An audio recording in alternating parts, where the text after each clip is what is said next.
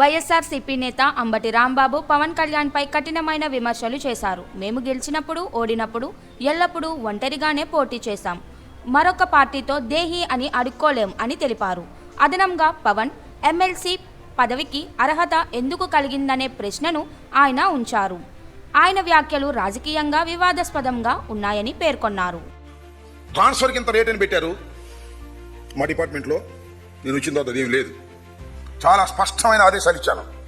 ఎక్కడ కరప్షన్ జరగడానికి వీల్లేదు, ఎక్కడ అన్యాయం జరగడానికి వీల్లేదు, ఎక్కడ లంచాలు జరగడానికి వీల్లేదు అని మీరు చెప్పారు. శభాష్, మంచి మాట చెప్పారు. అభ్యంతరం ఏం లేదు. ఏం జరుగుతుందండి ఇక్కడ? లోకేష్ బాబు గారు డబ్బులు ఏందో ట్రాన్స్ఫర్ చేస్తున్నాడా? అక్కడ దాకా ఎందుకు?